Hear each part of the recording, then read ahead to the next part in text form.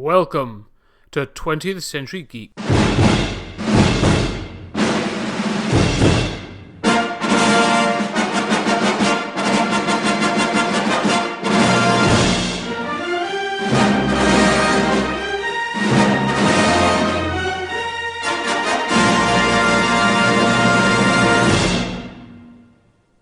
Ladies and gentlemen, welcome back to 20th Century Geek.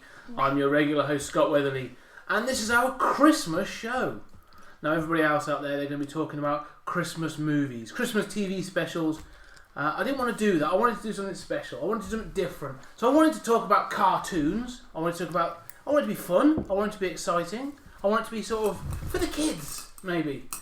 But like me! Like you, there's one here. But I didn't want to talk about Disney. Everyone talks about Disney. So we're going to talk about a certain studio from across the other side of the world that we have picked out two Studio Ghibili films that we're going to talk about. So today we're going to talk about My Neighbor Totoro and Spirited Away. Just thought that we'd throw in some festive cheer by talking about some cartoons. And I'm joined by my wife Alex. Hello. Bit louder, please. Hello. Thank you. Our friend and other second time appearing on the show, both of you, Eleanor. Hi. And first time on the show, and the person you've just heard squeaking in the background. You, yes. My daughter, my Alex's daughter, Ellie. Hi. Say a bit louder, say, hello world. Hello! Perfect, that's exactly what they want to hear. So Ellie, I'm going to ask you the first question. I'll just say you might hear some rattling because we are eating jelly beans as well. Hello, jelly beans!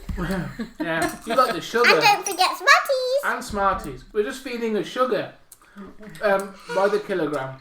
So Ellie, you sat and you watched My Neighbor Totoro. I got yellow jelly bean and an orange jelly bean, and Mummy likes white. Okay. She does say, Mummy likes things white.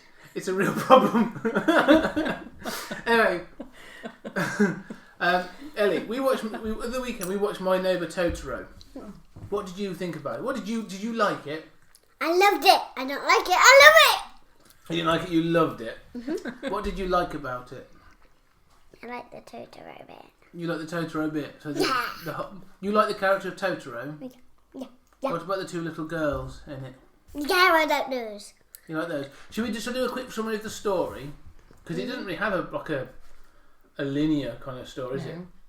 So the story is that two little girls and their father moved to a rural house in Japan. I think it's supposed to be in the 50s, possibly in the 60s, so that they can be close to their mother who's in hospital. When they move into this house, they make friends with some of the locals, the neighbours, an older woman called Granny and her grandson, and also their neighbours that live in a tree, Totoro, and some other little wood spirits or sprites. I'm going to call them all Totoro. They're all Totoros. Lots of big Totoros, little Totoros, all of them. There's even a medium one. Yeah. A huge one. Yeah. A medium one. And a small one. That's right. So there's lots of little Totoros. And it comes invisible, the small one. He does, doesn't he? He can go invisible. Is that what you liked about him? Yeah, he was very cute. And what did the little girl do with the big Totoro? Where did she sleep on the big Totoro? She doesn't sleep on the big Totoro. But she lands on the big Totoro when she's asleep, and what happens? He lands on his belly. And she goes up and down, up and down. Yes. It's quite funny. From his breath. Yeah. Yeah. That's right. So Totoro is a wood spirit, isn't he? He lives in the trees. So It does. you, obviously, we're not going to rely on Ellie for all of this because it's not great radio. She's fun. Shocking. Let's hear you two as well. So what did you, Eleanor, what did you think of My Neighbor Totoro? Oh, I loved it. I really like the story. I think it's very... And what character do you like? Who do you think I like the most? I Totoro? Or the little girls? like both of them. Both of them. Everybody. Yeah. Even their dad and even their mum. Oh. Yeah. I like the cat bus. Oh yeah, the cat. I like the Yeah. cat was as well. When they're Yeah. waiting for their dad. Yeah, only they existed in real I life. know. Yeah, it would make the bus, it would make the public transport industry I'd like to incredibly, get rid of my incredibly car. interesting. Yeah, it wouldn't have any problems. Yeah. But Very fluffy bus seat. yeah. But is that inside the cat, or is that still technically outside the cat because it's got fur on it? Oh god. It's inside the cat. It's inside the cat. Okay. They are Clearly inside so they the are cat. sitting inside the cat. It's the fur balls the cat's been really clicking. Because I think of the story that when we watch like all the Disney films that we've watched, and I've watched over many years, and I know Ellie's watched plenty. They're very plot driven. Like it's a character, usually protagonist, usually a young woman of some sort, of princess of some sort, and it's either her. And there's a Elkins- villain. Yeah, they're all very of a sort. And there's that- something to overcome, and everyone lives What's this happily one? ever after. Exactly, and they always they all sing about it as they go, and there's very much a framework This- about that. Not This doesn't have, and I was very surprised to watch it. This doesn't have a plot driven frame at all. Really, there's like nothing about this is sort of, they're not going from A to B. It's literally just then this happens and then this happens and then. But it gives you a real good insight into Japanese culture. Yeah, it which does. I find really interesting. Yeah. Mm. And there are lots of periods where there's like no talking, and there's just like the attention to detail in that animation, like the raindrops and things like that, and what it chooses to like focus on. And I like listening to the original recording and not always The like Japanese, the audio. the dubbed version, Okay. because sometimes the music is different, Yeah, and I like the pitch and the tone of their voices. Okay. Mm. I think I enjoy that. But it's really interesting because Totoro it was released in 1988. That's when the first, I think possibly the first And Studio Ghibli. jelly beans. Okay. You got that? Thank you, Ellie. It's Who bought these? You, or anyone? Not me. I What? bought them. Okay. Mummy bought the jelly beans. Thanks, Mummy. It's okay. Okay. That's what I was saying. I was completely distracted by jelly beans. Be quiet. Guys are asleep.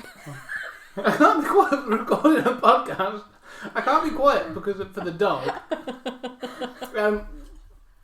No, that's what I was saying about the non-linear it's just like it's almost just events that happen Yeah. rather than like a story. Like, there's no kick-off to the plot. There's no inciting incident. It just No.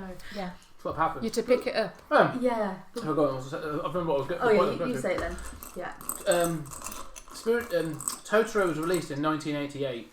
It's one of the first Studio Ghibli films, but it wasn't actually released in the West, fully dubbed and all that sort of thing until 2005. So there was obviously there was a version with the Japanese audio with subtitles that was around for a long while, but it wasn't fully. The English dub wasn't available Till until 2005. I didn't know that. But that's what weirdly, considering how successful it is now, other Studio Ghibli films had already been done before then. So including like Spirited Away and all this other stuff. So it took the success of those films for them to go back and do the audio for Totoro. And I think it's a real shame because I think there's a whole generation of kids that actually I know. would have loved this film I as a wish kid. if I'd had these when I was younger and not alongside Disney films, it would have given me like so much more like imagination. Because I think Disney films are really nice and they do send like positive messages, but they're quite like standard, Bland. the same, Yeah. bland, and Yes. they are a bit boring. They're quite milquetoast. Yeah, and these are like exciting. It gets your imagination. Yeah. And you get into the world, and I just love it. And I just think so much. If I'd had those as a kid, I would Yes. have loved it so much. Yes, no, I agree. And also, I find that that film normalises what would normally be a scary thing. Yes. It kind of feels like there are times where you think, oh my gosh, is this going to get scary? And all of a sudden they make out that this is completely normal, you know. And that's quite nice because it's almost like it's accepting the weird and the wonderful. Yeah, and it's not making a drama out of things. Which I think, like I say, it would have been in the Disney film. There'd have been a whole song and dance number about how unusual this is and how out of the norm. Because I think the thing that sort of struck me this time watching it, because I've watched both these before, and I just watch them and take them as their face value and enjoy them for the films. But really, it struck me this time, like as you said about the insight into Japanese culture. But it's that fact of actually the Japanese culture is so much closer to their spiritual side than we are, and by nature, like the idea of like these wood demons or the wood spirits or the soot sprites, almost like Granny's portrayed to be a little bit of a nutty character towards, but it's almost accepted. Like, we've always, we've still got these little shrines on the roads and stuff, and it's just part and parcel of it, and sort of accepted. And I just find it's it really like their interesting. connection to nature. Yeah. Yeah. What did you think of the soot? The soot sprites. What do you think of the soot sprites, Ellie? Scary. Scary. The little black things that live in the attic because no one's been living Are they there. scary? Why? Because I think they are. You thought they were spiders at first, didn't you? Oh, because they do look a little bit like spiders initially, don't they? Well, And there's one tiny baby that can even do it. that's right. He gets stuck, doesn't he? And then she squashes him with her hands. Like this. Boom! Yeah. And then it disappears. It does. It turns into soot, doesn't it? Dust or soot. But you said about the danger, because I do think there's an element of this that sort of I don't know what you think about this, but the whole film is you getting to know the characters. So you get to know the littlest girl first, followed by obviously you get to know the elder sister and the dad a little bit, and then Granny, and they sort of introduce the characters. And the whole film, or the first 2 acts, is really you just getting to know those. Yeah. It's so you actually feel really comfortable with this sort of family dynamic. And the magic side of it, so knowing the Totoro spirits, whatever they are. So when, I can't remember their names, which is terrible, but when the youngest little girl runs away because they hear that there's something wrong with their mum, it's all about the emotional impact of that. It's not really, it's played for drama, but it's more about the emotion. Like, you are actually tied into that. And it's that you do feel a bit sick about it. You feel like, oh my god, they don't at any point. If it was a Disney film, they'd probably keep showing you glimpses of like, oh no, she's safe. Don't worry about that. They're all looking for her, but she's safe somewhere. In this, like, she just disappears, and you don't know where she is. What's happened? And there's a white Totoro. A black and white Totoro that's got a white tummy, and a blue Totoro with a white tummy. Wow. Yeah. So they're your favourite bits, are they? What do you think about when the little girl runs away at the end? In the last bit? Feels a bit sad. You were sad about it? Because you didn't know what happened. I like the cactus. You like the cat bus? I don't like it. I love it. Thank you for your contributions. I'm questioning. And I like the music. You like the music, did you? The music's good, isn't it, Ellie? When it was starting. Oh, the opening bit? Yeah. So again, that goes on for quite a while, and it's just sort of, again, she's right, I quite enjoyed it as well, but the opening sequence in this isn't like, a lot of modern films play it over what's going on, like the credits appear over the top of part of the film. This has got an entire credit sequence that's just a musical number of weird animation, which is great. Yeah. So is that your contribution, is it, Ellie? Yeah. Yeah. Okay. Anything else to say? Anything else you really loved about it? No? Would you watch it again? Yes. Yeah? Would you like to have a pet Totoro? No? No. Why not? Because I think the huge one would break our house. They break the house. Well, he can fly, but he's really light, isn't he? Because he can actually, he sits in a branch in a tree. What about that little one? Yeah, a little mini You Totoro. could have one of those. I think this one could be good. The littlest one? Oh, the medium Totoro? Yeah. Where would it sleep? In my bed. Ah, okay. Where would you sleep? Of course. Downstairs. Okay. Really? Oh, okay. So you'd give up your bed for a Totoro? Okay. That's okay. All right. Well, we'll. Right. I think Ellie. We'll wrap up your section now. Yeah, we'll wrap up your section now, and we'll pick up and talk about this a bit more in a little bit.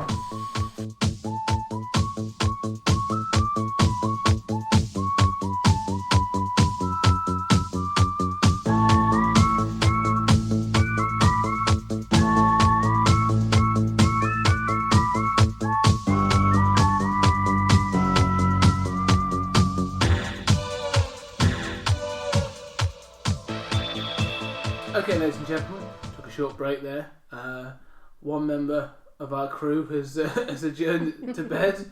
I think Eleni described her as wired and tired. So she's now passed out on the landing under a pile of washing. We might pick her up when we go to bed. But yeah, so let's get back to what we were talking. We were talking about My Neighbour Totoro, and I think it was good to see that Ellie really enjoyed it. I was a little nervous as to whether Ellie would like this, because she watches a variety of things, but she's as you said, she's tuned into the Disney model. Yeah.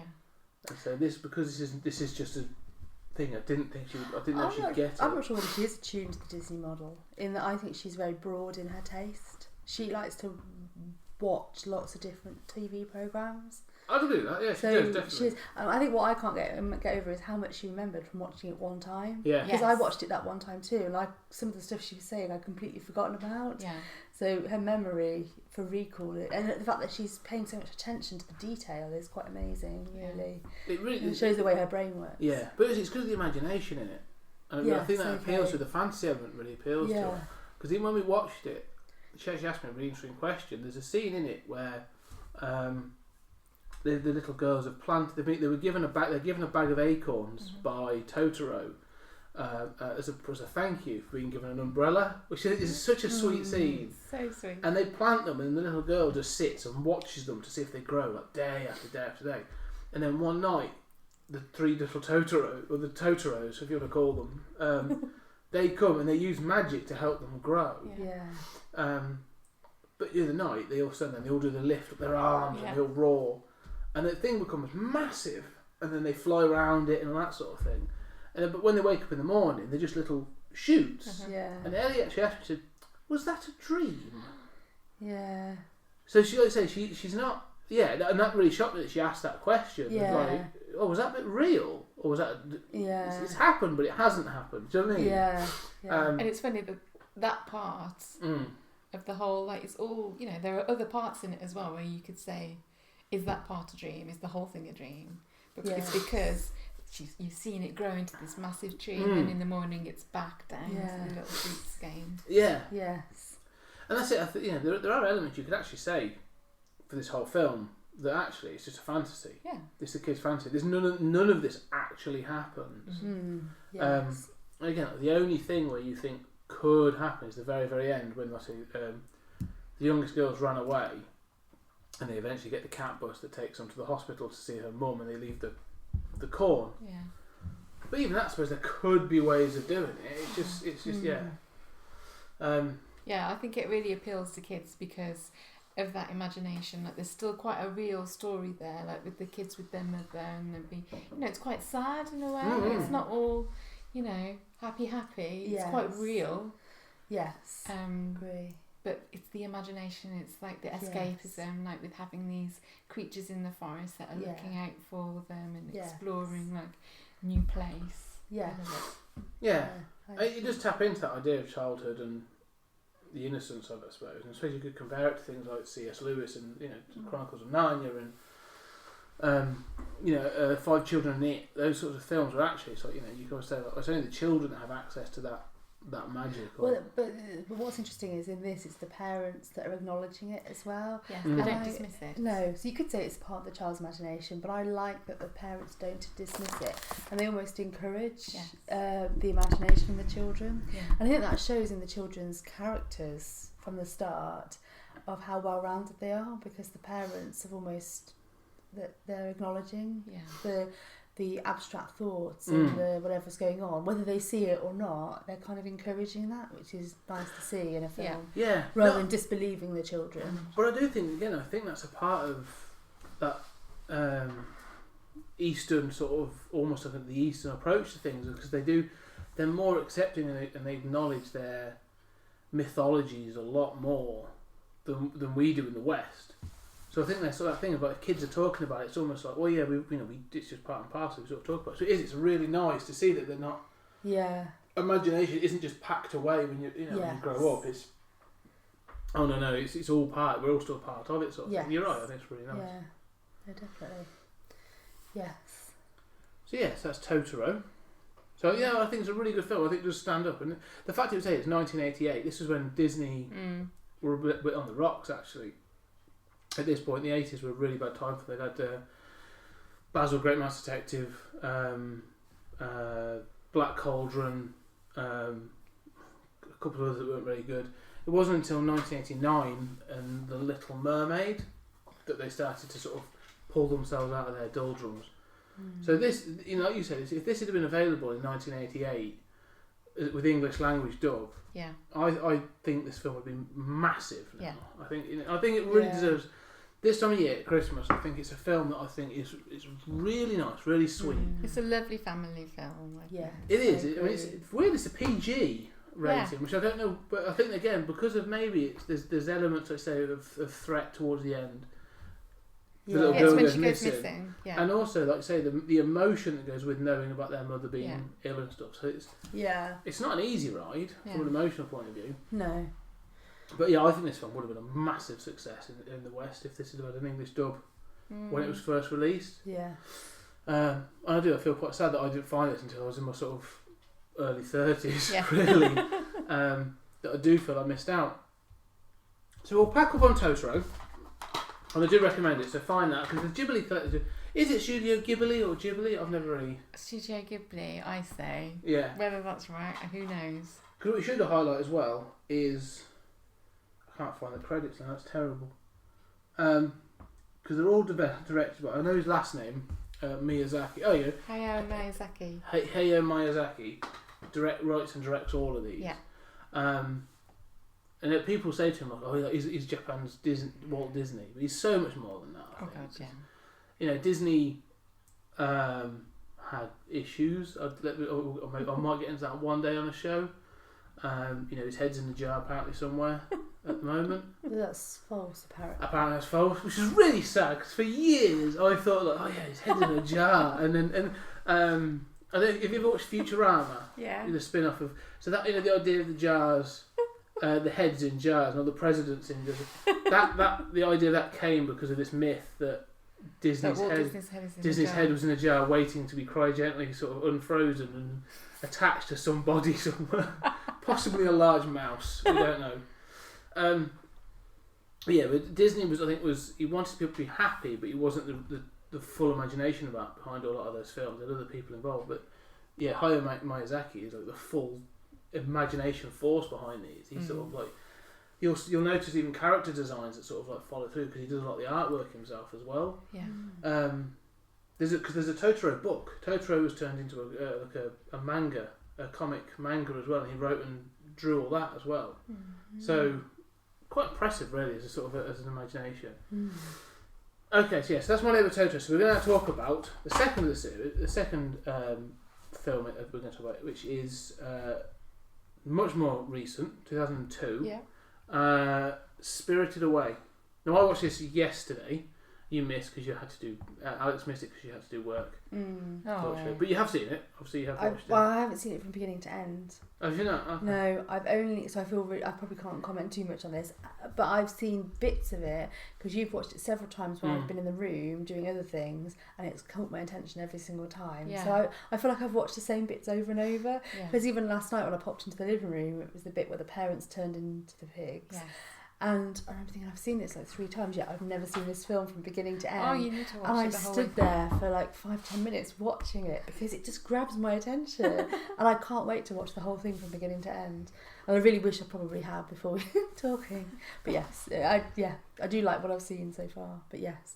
So you've seen it. Yeah, I've seen it loads of times. This was the first film that I actually saw from the whole Studio Ghibli selection. It was on at the cinema in Birmingham. Oh really? Okay. And I went with somebody else who knew a little bit more about it. I had no expectations, didn't even know what I was going to go and watch. Okay. And I was like transfixed on it. Really? Okay. And I just thought, wow, what a beautiful film. What a lovely story, but not like lovely Disney story, but something that just thought, oh wow, if I'd watched that as a kid, again, it would have. Because it's not all happy. No, this film, this is also it's PG. Like dreamlike. Yeah. And this film's also PG, and I think this film earns its PG rating. I mean, the story is that a young girl again, I'm terrible with names. I'm scared of her. Chihiro. Yeah. And her parents are moving. Again, it's the same as Totoro. Again, there's a lot of this thing of sort of going to the unknown. Anyway, they're moving to a new area, and the dad, being a proper dad, isn't using the map, and he can see the house, and so he decides to take a shortcut. The shortcut unfortunately takes them off track, and they end up at an old railway station. And as they pass through the railway station, they pass into another world, and the world looks like a theme park or a weird sort of like abandoned village, and the parents disappear, start feeding themselves, and when darkness falls, like this thing comes to life, the lights come on, creatures appear, and what's her name? Chihiro, well, no, it's later known as Sen, gets trapped in the bathhouse, where all these creatures go to relax and chill out, and the only way she can survive in this world is if she works for the head honcho of this place, who's called Bumba, something Yubaba, who's the head honcho, and she has to get a job and convince her to give her a job, and she does get a job, and then it turns out that there's more going on to this place, and she eventually wins her way home. But it's like there's less about the plot. Like that plot, it's sort of, again, it's just a series of events. Like this isn't, again, one of the key things to this is it struck me. This song, because I've watched this quite a few times, and I say as you've walked in and you've seen it. This film is the equivalent of Alice in Wonderland or Wizard of Oz. This is the young girl trotted off to a magical world, and and her presence intervenes and breaks a cycle of some sort. And I found that really interesting for it to be a modern, but also like a Japanese take on that story. I'm sort of talking. So I don't know what you think about it. Really. Yeah. I thought, from the bits I've seen, I find it quite scary. The idea that you go into this world and you can't get back, and you lose everything you know. Yeah. And that's where I do agree with the PG rating, possibly even an 18 rating. I'm only joking. But no, I do. I find it, because I think I have my bad dreams are when I go to places that I don't know. Yeah. Even though I'm not trapped there, it kind of relates to that. To some, that's how I feel. And if you're vulnerable in those places. And I just wouldn't like it. So it's interesting that they've used that. Okay, I can kind of understand that. Okay. And then on the other hand, the reason I really like it is because of like Chihiro's determination, and even though she's given another name to try and take her identity away from her and try and to take her memories away and make her forget her life before, so she just kind of stays as a worker. Yeah. She doesn't give up, and she remembers her parents, and like even though she's only like a 10-year-old girl, and surrounded by like lots of adults and quite a lot of, like you say, like No Face, one of the spirits. Yeah. That is a bit scary, but there's also something a little bit sad. Like sad about. Well, that's what I think. Like, there's no character in this is wholly evil or wholly good. They say No Face. So there's a character in this with No Face who's a spirit that is unwelcome in the bathhouse, but she obviously doesn't know that. So she leaves the door open for him, thinking he's a customer, and he comes in. And the idea is that he on the cover, you'll know, if anyone's ever seen anything for this film, it's usually No Face is the character, one of the characters you'll see on there. He's a black silhouette wearing a white mask. It's like a very bland face. And as he goes in, he can produce anything out of thin air, and it's gold, mainly for the people, in order to get what he wants. So he's able to produce his gold, so he can get food, and he has the baths, and people pay attention to him and sort of stuff. And all he he wants is attention, because he's almost because he's invisible and he's sort of forgotten. And when he he wants Sen to pay attention to him, or Chihiro to pay attention to him, and she doesn't. It really upsets him, and it's really the thing. Like he's just like, now he's it's like Ellie would really. He's given free rein, so he takes full advantage of it. And it's like, so he's not evil, he's not bad. He's just human nature. Does anything ever explain why the spirits are there? Is that no? You don't get any. Yeah, that's what I love with these things. Nothing. okay? It's just left to is. imagination. It just is. That's just Okay. It's just there. Yeah. It's no They just pass. explanation. Yeah, they just pass through this train station at the right time, or the wrong time, wasn't it? And it just so happens that that's where they. You know, I always get the feeling with this of like if they'd have been a couple of hours earlier, because it turned night, they'd have probably gone through and come back and there'd have been no big deal. It's just that just unfortunate, or it could be destiny. That's the other thing. It's sort of like, do her parents get saved? Yes. Okay. Yes. It does have a relatively happy ending. Should we have given that away? No. I'm not Spoiler spoiling alert. it. The thing is, this is one of those films. This is one of those films that I think even if you could tell people pretty much everything about it, and it's still worth watching because you there's still so have much to watch it for the experience. Yeah. I think even if, like you say, you tell the whole plot or the whole story, it still doesn't. It's not the same impact as like watching it. It's drawn into it. Yeah, because there's so much to it. This isn't just a simple plot. Again, not a plot-driven film. There's so much more to this because there's little segments. Like I say, there's the bit with No Face. There's what they think is a stink demon, but turns out to be a river spirit. And you just again a bit like with Totoro, you just get to know the characters. But this is a bit more. Whilst that's home based, this is otherworldly.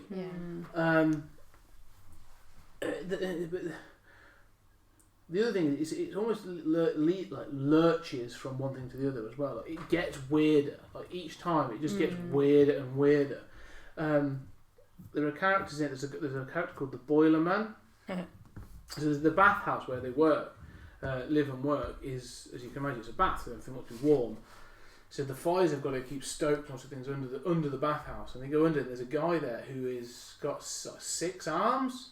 He's basically like a spider, but he's a man, and his arms don't have elbows on it. They're just like stretchy and long like that. And he seems to take a liking to the main character and stuff. But again, like there's no explanation. It's like, well, he lives and sleeps and does stuff now, but no one sort of says, well, so is he's clearly human, but he's not. He looks human. It's like there's, as you said, there's no explanation for any of this. It's just you just accept it. It is what it is. Yeah.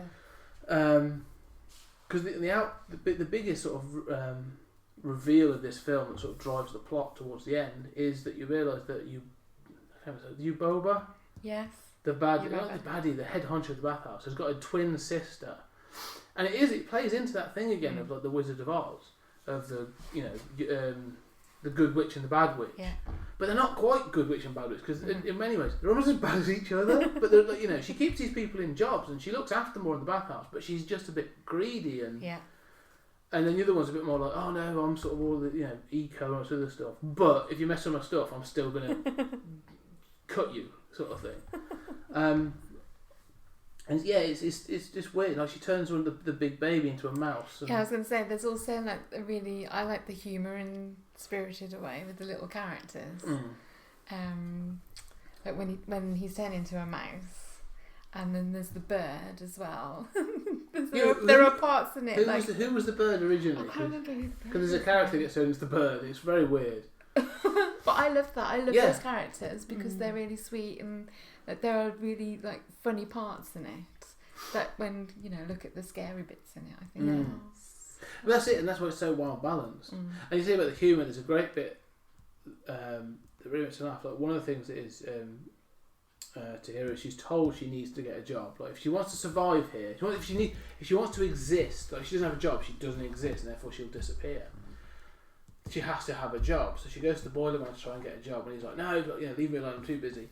And he calls out these things that look a lot like the soot sprites from Totoro, and they have to carry coal to the fire to keep it going.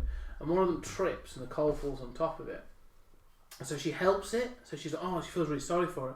And the guy's like, "Leave it alone, leave it alone." And she's like, "Oh no." So she picks it up, shuffles along, shoves it in the fire, and all these other soot spirits sort of look at this little girl, and they go, "Ah."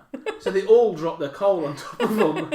And he's like, "What you've done now. Like, you can't take somebody else's job. Like, you've got to find your own place in this." And it's really funny when you watch it because they all just look at her and they're all like, "Oh, she'll do it for me. Oh, okay." It's a bit like Training Sky, the dog. Yeah, it is. Yeah. She realises she drops a toy, she barks for her to pick it up, and then she expects that every time. Bring us a slipper. Yeah. I demand something. It is. It's. Yeah. But like I say, the humour, but it's also it's so clever to because the point is like, no, you can't take someone's job, because even though they're like, oh, this is the easy life, the boiler man's like, no, if you take their job, they don't exist. That's their purpose, so you can't do that. Go find your purpose. And I think that's what's so clever about these films is they're written to be, they're written and made to be watched many times. You can watch them time and time again. There's something else that you pick up, or another little character, or something that you didn't notice before. Because it's not really obvious. And there are other little like stories running alongside the main one. Well, that's it again, because there's lots of stuff going on in the background in this. Like this film is like populated by background characters, and again, that's what separates it from Disney. That I think there's a main character, and a lot of sometimes I think Disney films suffer from underpopulation. Because you're so focused on that main thing, you sort of go, this place is really quiet. There's no one else there. Well, yeah, even in Beauty and the Beast, that's just to pull one out, which came out, in the 90s. It is a wonderful film. I really like the original Beauty and the Beast. Yeah. However, I have this weird problem. Like that's a tiny, tiny village that Belle seems to live in. But so what? But there's no farming land around it anywhere, so they're not farmers. They don't seem to trade. Like, no one seems to do anything. They've got a bookshop, which makes no sense because no one other than Belle is reading. So why is that guy not? But that would have been taken care of in a Miyazaki film. Like, they would have had something to explain that, or for you to just say, "Oh no, there's a reason not to worry about that." Because it does. It's sort of like, oh no, they let you know that no, this is spiritual, or this is but because Disney tries to drive a plot, it almost creates plot holes for itself. Going back to Beauty and the Beast, if this thing is in the wood within horse riding distance and it disappeared 10 years ago, why does no one remember the prince or any of the people that clearly lived there? Because this village, the only thing I can ever think of when I watch this film is the only reason this village survived because it was supplying this prince. That's their trade. That must have been their trade. Okay, yeah. Then he disappears and everyone's sort of like, oh well. Carry on. Yeah, exactly. So I'm really, so plot holes abound in Disney, but within sort of like any of the Miyazaki films I've watched, like it's either they're simple, but the stories are tight. Yeah. But it's the attention to detail to everything. Like it's all covered up. Like that bathhouse is a working bathhouse. Yeah. And there's no like sort of like it's just in a spirit world. All right, so there's certain things you just go, it's got to be the spirit rules. But like it works as a bathhouse. So all the jobs are covered that you can think of. They're covered in the film. You see people cleaning the towns. You see people transporting the water. You see everything sort of makes sense. And I just find that fascinating. That, like you say, the attention to detail that has been taken for it. No, I love it. I love it about all the films actually. And I don't know how many of the films you've seen, but have you seen all of them? I think I've seen most of them. Yeah. Okay. There's maybe a couple I haven't seen. Okay. But yeah. And how many roughly are there? There's like 20 odd, maybe. Yeah, he's really quite a few. Okay. Yeah, and there will be more that he's done as well. And are they all aimed at children? No. No. Oh, right, No. okay. There's a couple. There's some that are really sad, like the Grave of the Fireflies. Oh yeah, Ellie. I would not let Don't let Ellie watch Grave of that. Fireflies. That. Oh my god, okay. That broke me. That I didn't want to watch Yeah. that. Do you think I'd cope? No. Okay. I It's think I about- watched it twice, and That's pretty good It's going. hard. Twice. I felt that way. I mean, There's the a story story made you about cry. it. Well, just give a quick overview of what the story is for that film because it's. oh well, it's about two orphan children, and the older brother looking after his younger sister, and the turmoil of their journey together. Post World War II. Post World War II. That's the point to make. So this is in the decimated Japan. Oh, right, okay. Wow. Okay. So it's a really really sad. yeah. Okay. I watched It's it. really Yeah, I watched it when I was at university. Okay. So it's not a film to take lightly. But that's the thing with Miyazaki. He doesn't like shy away. I mean, the other one is there's a film called Princess Mononoke, which when you think about it, you think, oh, even if you look at the cover, it's like, oh, it's going to be a fantasy film about. But and it is. It's about a wood. This young girl who sort of lives in the woods with the spirits and that. These creatures, but it gets violent, and it's about It's about the ecology, and it's got an eco message. But it's again like if you were to think about it, okay, maybe you could let Ellie watch it, and she's only 5. But no, I think she'd be a bit shy away from it. So, but again, I think that comes down to the culture of Japan. You know, they're a bit more open to all ages for animation and different ways of doing the storytelling. Yeah. They're not just not so worried about like the realness of stories, reality and stories, and yeah. Okay. The only two companies I can think that would compare to anything I think that comes out of Japan is Pixar at its best. Okay. Because again, they look at the world and go, we've got to cover all our bases. It's got to be strong. The characters have got to be strong, and then they'll actually make it so that an adult can sit and go, actually, I'm watching this. I mean, we just said the other day, the first 15 minutes of Up. Oh my god! Like, no one should have to sit unwarned. No one should have to sit through that. Yeah. That ruins people. Even listening to the music. I know. Yeah.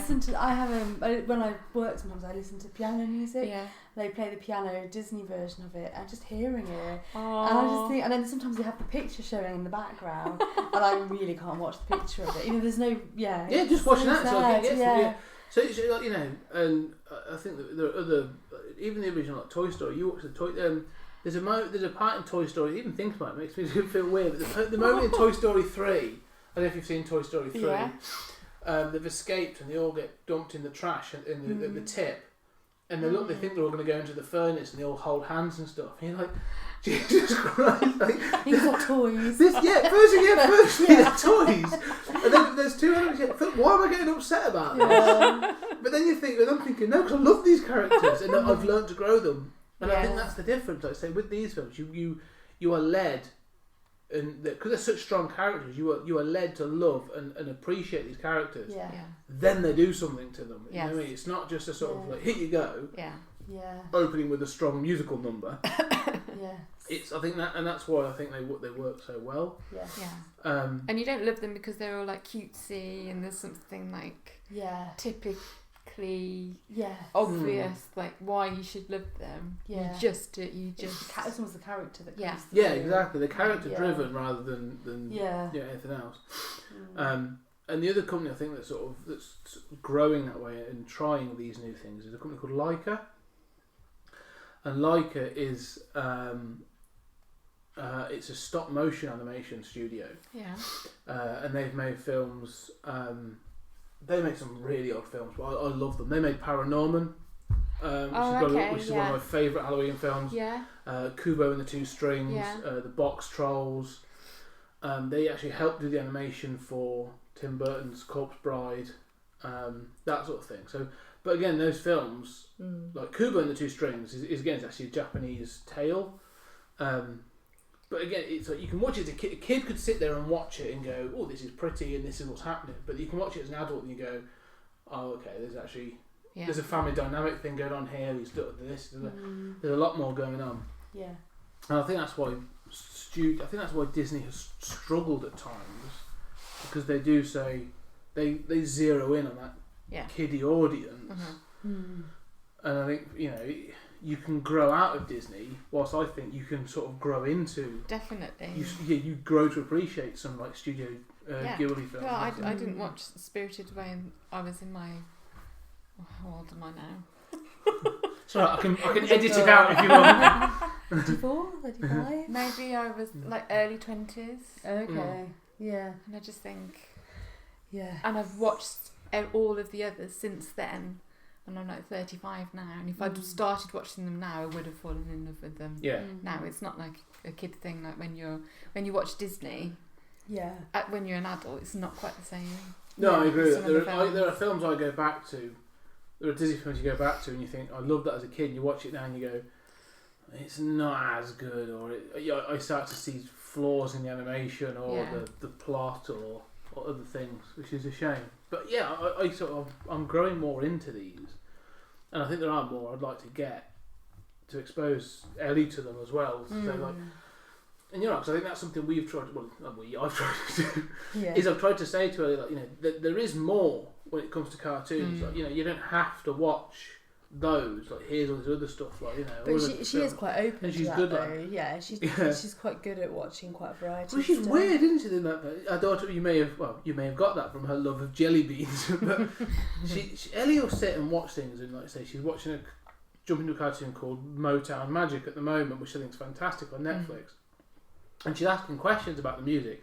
But I came out not long ago, and Ellie was watching a French cartoon. Oh, Yeah. In French. Yeah. Yeah, just sat, and I was like, do you understand what they're saying? No. Are you enjoying it? Yeah.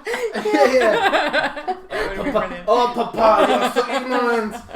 Oh, alright. But she was sat there enjoying it, and I was like, oh, do you understand what's going on? She's like, yeah, I can. But she could follow the... Yeah, she's very good at watching. She could follow from the pictures. Yeah. She didn't need it.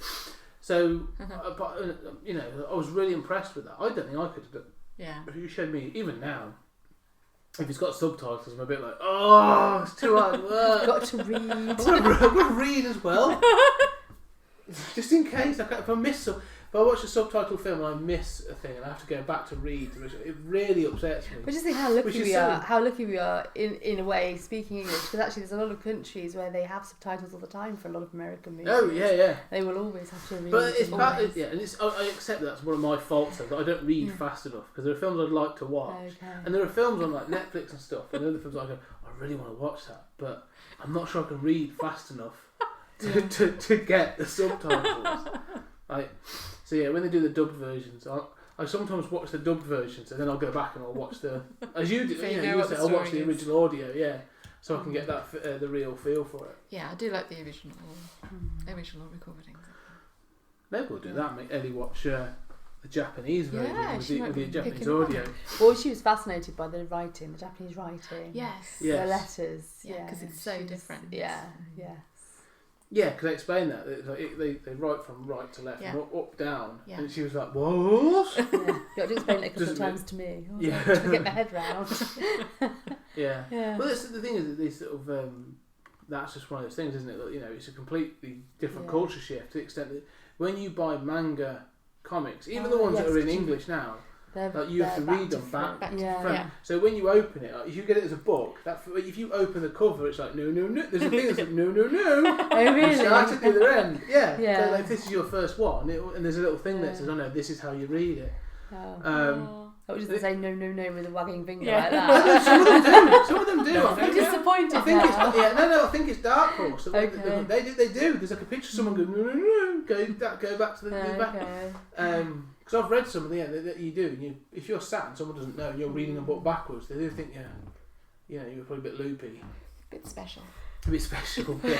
On the spectrum. I'm able to read a book backwards and appreciate it. Yeah.